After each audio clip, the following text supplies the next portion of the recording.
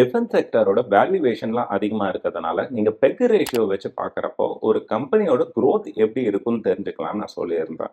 அது மட்டும் இல்லாம, அந்த கம்பெனியோட ஆர்டர் புக்கையும், மார்க்கெட் கேப்பையும் நீங்க டிவைட் பண்ணி பார்க்குறப்போ, ஃபியூச்சர்ல ஒரு கம்பெனி எப்படி பெர்ஃபார்ம் பண்ணுன்றதையும் நம்ம தெரிஞ்சுக்கலாம். ஃபார் எக்ஸாம்பிள், இந்துஸ்தான் ஏரோநாட்டிக்கல்ஸ் எடுத்துக்கங்க. அதோட ஆர்டர் புக் 2,50,000 கோடியா இருக்கு. மார்க்கெட் கேப் பார்த்தீங்கன்னா, ஆல்மோஸ்ட் 3,00,000 கோடியா இருக்கு. இது 2த்தையும் டிவைட் பண்றப்போ, நம்மளுக்கு ஆல்மோஸ்ட் 0.8 அப்படின்ற ஒரு வேல்யூ கிடைக்குது.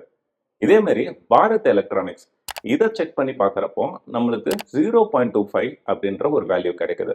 ஐடியலா இது 0.75க்கு மேல இருக்கிறப்போ, அந்த கம்பெனியோட ஃபியூச்சர் குரோத் பெட்டரா இருக்கு அப்படின்ற மாரி நம்ம அஸ்யூம் பண்ணிக்கலாம்.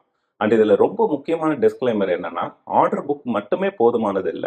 அவங்க இத எப்படி எக்ஸிக்யூட் பண்றாங்கன்றதும் ரொம்ப ரொம்ப இம்பார்ட்டன்ட். இந்த இன்ஃபர்மேஷன் எல்லாமே ஒரு ஸ்டாக்க அனலைஸ் பண்றப்ப என்ன மாரி பாராமீட்டர்ஸ்லாம் கன்சிடர் பண்ணலாம் அப்படின்ற ஒரு எஜுகேஷனல் இன்ஃபர்மேஷன் மட்டும் தான். இது ஒரு ஸ்டாக் பிக்கிங் கைடோ இல்ல டைரக்ட் ஸ்டாக் ரெக்கமெண்டேஷனோ இல்ல. அண்ட் இந்த வீடியோ உங்களுக்கு பிடிச்சிருந்தா சேனலுக்கு சப்ஸ்கிரைப் பண்ணுங்க.